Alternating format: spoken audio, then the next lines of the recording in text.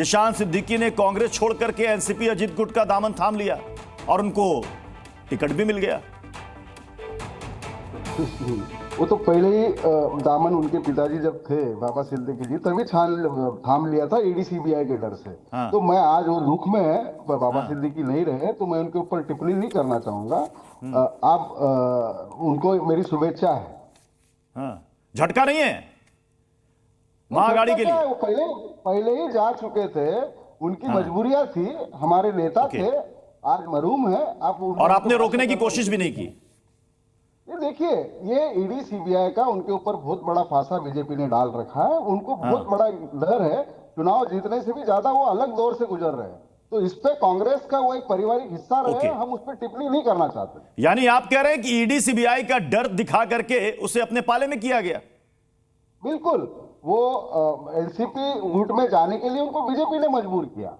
ये मैं उनका मतलब एक टाइम में मैं उनका साथी था, तो मुझे पता है किस तरीके की राजनीति वहां की गई और उनके जितने भी प्रोसेस बांद्रा के एसआरए के उनके ऊपर ईडी सीबीआई के द्वारा अभी भी चलिए प्रलंबित। अब महाराष्ट्र की सियासत के दिलचस्प पहलू की बात करते हैं, क्योंकि इस बार के विधानसभा चुनाव में यहां पर चुनावी अखाड़े में पारिवारिक लड़ाई देखने को मिल रही है। आपको ग्राफिक्स दिखाते हैं कैसे यहां पर चाचा और भतीजे के बीच में लड़ाई है। की ग्राफिक्स प्ले कीजिएगा प्लीज। ये देखिए, एक तरफ यहां अजीत पवार है तो दूसरी तरफ अजीत पवार के मुकाबले खड़े हैं उन्हीं के भतीजे यानी कि उनके छोटे भाई के बेटे युगेंद्र पवार। बारामती में यह फाइट है चाचा और भतीजे के बीच में। आपको याद होगा किसी सीट से एक समय में ननद भाभी आमने सामने थी। छगन भुजबल के भतीजे ने भी चाचा का दामन छोड़ दिया और उन्होंने निर्दलीय चुनाव लड़ने का ऐलान कर दिया। उद्धव ने भतीजे अमित के खिलाफ अपना उम्मीदवार उतार दिया है।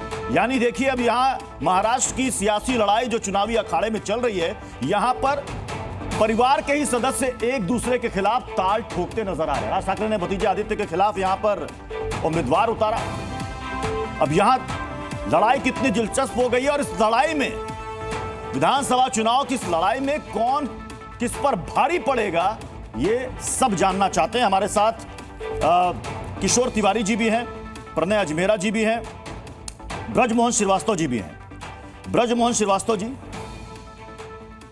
आपके गुट को छोड़ करके निर्दलीय उम्मीदवार समीर चले गए। आपने उनको उनकी पसंदीदा सीट नहीं दी, वो छोड़कर चले गए।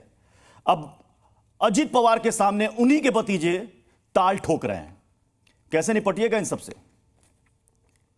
देखिए प्रत्युष जी, राजनीति में इस प्रकार का परिवर्तन होता रहता है और कई बार ये होता है कि आदमी को यदि उसकी पसंद की कोई जगह नहीं मिलती है तो उसके मन में थोड़ा सा एक क्रोध पैदा होता है और कई बार आदमी को ये भी गलतफहमी हो जाती है कि वो पार्टी से बड़ा नेता है। तो इन दोनों के चलते आदमी कोई भी कार्यकर्ता या कोई भी राजनीतिक नेता अपने दल को बदल के इधर से उधर जाता है। तो इससे कोई, मैं नहीं सोचता कि इससे कोई विशेष फर्क पड़ेगा, क्योंकि मतदाता खुद भी इन बातों का मूल्यांकन करता है। खाली किसी के जाने और आने से लेकिन ब्रजमोहन जी, इसी सीट पर कभी ननद और भाभी आगे थी, बाजी किसने मारी? ना ठीक है ना, देखिए चुनाव है, चुनाव में ये ननद भाभी और भाई और चाचा ये बात कहना शायद उतना उचित नहीं है, क्योंकि मतदाता तय करते हैं। उनको जो बेहतर प्रत्याशी लगा उसको उन्होंने कहते हैं ना कि राजनीति में रिश्ते बदलते रहते हैं लेकिन खून का रिश्ता हमेशा कायम रहता है। ये तो खून का रिश्ता तो आज भी कायम है, खून के रिश्ते को कौन बदल सकता है, ये तो असंभव है। और आदरणीय अजीत दादा पवार ने तो इस बात को बहुत स्पष्ट रूप से कहा भी था और उन्होंने इस बात का इशारा भी किया था कि मुझसे जो गलती हुई है, एक तरह से उन्होंने युगेंद्र भाई को संदेश दिया था कि जो गलती मैंने की है या जो जिस चीज को मैंने महसूस किया है वो गलती आप मत करो, पर उन्होंने उस गलती को दोहराया है।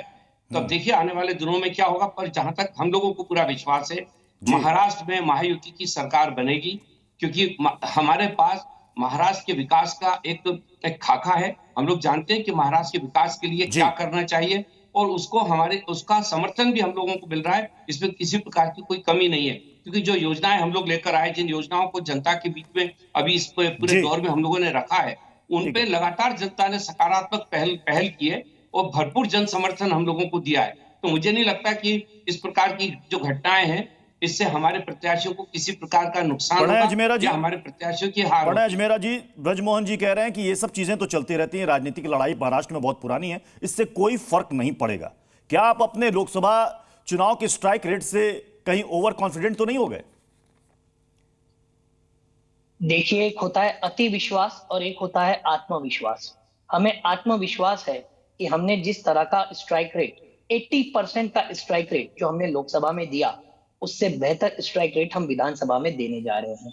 किसी भी प्रकार का ओवर कॉन्फिडेंस नहीं है, पर खुद पर विश्वास है कि जिन मुद्दों को लेकर हम जनता के बीच में जा रहे हैं, उन मुद्दों को जनता समझती है और कुछ मुद्दों को जनता ने भुगता है और उस भुगतान का जवाब जनता मत पेटी में देने वाली है। मैं आपको बतलाना चाहूंगा कि पिछले 2.5 साल में जो महाराष्ट्र की राजनीति में उठापटक हुई है, उलट पुलट हुई है, पार्टी बदलना, पार्टी तोड़ना और अन्य प्रकार की जो गतिविधियां हुई है, उसको महाराष्ट्र की सुसंस्कृत, संस्कारी और संयमी जनता ने बिल्कुल पसंद नहीं किया है।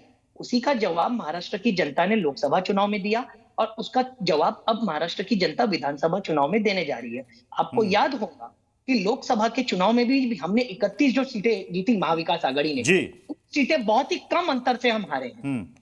मतलब वहां पर भी हमारी जीत की पूरी आशंका है। लेकिन सुशीबेन शाह जी, लोकसभा और विधानसभा के चुनाव अलग अलग मुद्दों पर लड़े जाते हैं और यह बात तमाम राजनीतिक पार्टियां भी मांगती हैं। तो क्या जो लोकसभा में स्ट्राइक रेट था, क्या जो लोकसभा में नतीजे थे, उसी को माना जाए कि वही विधानसभा में रिपीट होंगे? सभी को नमस्कार और आपके दर्शकों को सुप्रभात। मैं इतना ही कहना चाहूंगी कि ये जिस प्रकार की बात कर रहे हैं, पारिवारिक जो आप बता रहे थे, वो पर्सनल मामला है। भुजबल फैमिली हो, पवार फैमिली हो, ठाकरे फैमिली हो, वो खुद डिसाइड करे। लेकिन मैं इतना जरूर कहूंगी कि जब आदित्य ठाकरे, उनके युवराज खड़े थे, दो आमदार को पीछे रख के उनकी टिकट छीन के वर्ली से खड़े थे, तो राज ठाकरे जी ने, मनसे ने उम्मीदवार नहीं दिया था। बड़े दिल वाले थे, लेकिन उद्धव ठाकरे जी पर हम इतनी आशा नहीं कर सकते कि जब अमित ठाकरे खड़े वो भी बड़े दिल दिखाए। एनीवे, छोड़िए, वो पर्सनल बात है। अभी मैं आपको दूसरी बात करूं, विधानसभा और लोकसभा। लोकसभा में जो यूबीटी जीती, किस वजह से जीती आप सब जानते हैं। न मुंबई के मराठी मानुस का वोट मिला, न मुंबई के मुंबईकर का वोट मिला, सिर्फ और सिर्फ एक पर्टिकुलर कम्युनिटी के वोट से वो जीते हैं। और अभी इस बार मतलब आप ये कहना चाह रही हैं सुशीबेन शाह जी कि आप ये कहना चाह रही हैं कि उद्धव ठाकरे को उम्मीदवार नहीं उतारना चाहिए था? ऐसा रेसिप्रोकल, इतनी तो आशा एक दूसरे के भाई के साथ कर सकते हैं। लेकिन मैंने किशोर तिवारी जी इसका जवाब देना चाहेंगे? किशोर तिवारी जी, मुझे कंप्लीट करने दीजिए, मुझे कंप्लीट करने दीजिए। जी जी जी। Second part is about the candidates. 85 candidate Ajit Pawar, अपने शरद पवार जी ने जब नकल खींची तब 85 की सीट का बंटवारा कर दिया। लेकिन अभी एक भी पार्टी फुल 85 पर उम्मीदवार नहीं उतार सकी है, क्योंकि उनके पास कैंडिडेट नहीं है। कैंडिडेट कहां से लाएंगे भैया?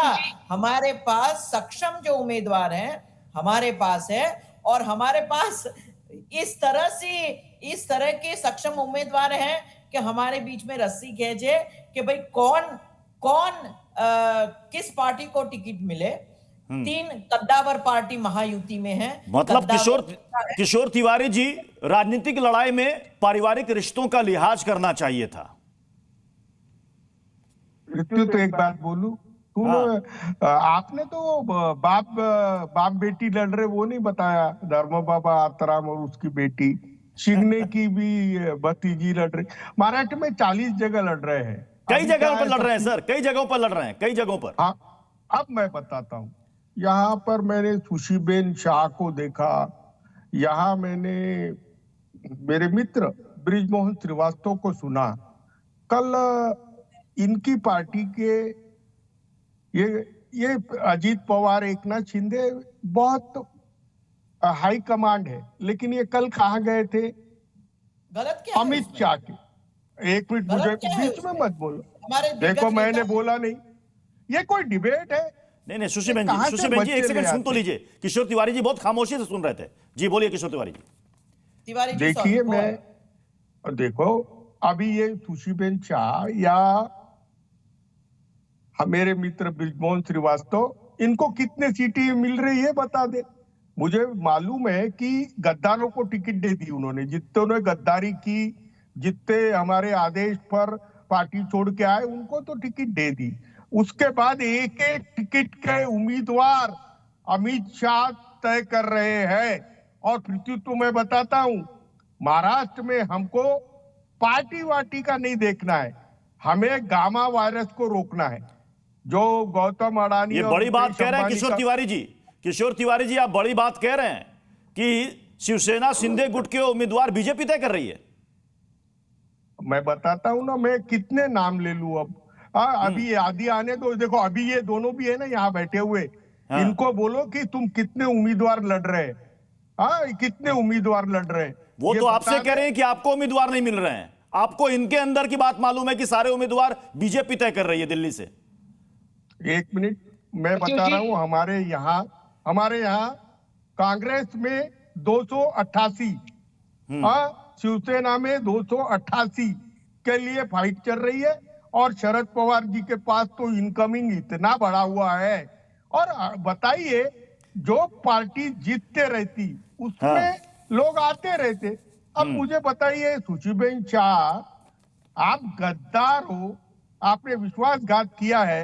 आप अजीत पवार ने चाचा को फोड़ा है और एकनाथ शिंदे गैंग ने बाला साहेब ठाकरे के बच्चे को छोड़ा है। जनता तय करेगी ना, जनता तय करेगी। मुझे सुशीबेन शाह जी, इसके बाद मैं सिद्धार्थ यादव आपके पास आ रहा हूं। जी न्यूज़।